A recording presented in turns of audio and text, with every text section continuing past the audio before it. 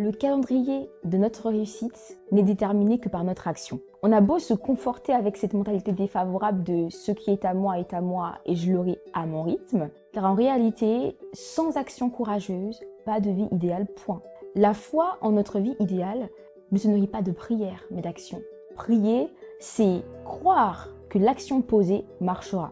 Et décider d'agir, ce n'est pas compter sur nos propres moyens comme on essaie de nous le faire croire à travers les religions.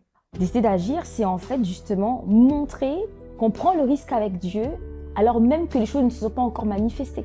En fait, la différence du timing d'accomplissement entre l'individu A qui va réaliser ses rêves en 10 ans, B en 5, C en 3 ans, se justifie par l'attitude adoptée dès le moment où on ressent notre appel de vie idéale bouillonner en nous.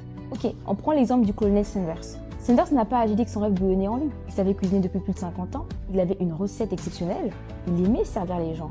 Comme Sanders, beaucoup de gens attendent de vivre un pétrin monumental pour enfin se bouger et se dire « Ok, bon là j'ai pas le choix et il faut que je m'y mette ». Pourtant, dès le départ, on n'a pas le choix.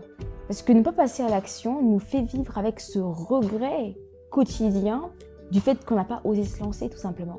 Et entretenir en soi cette mentalité défavorable de « ma vie est unique et chacun son rythme », c'est se ralentir le plus possible et se conforter avec une inaction justifiée, tout simplement.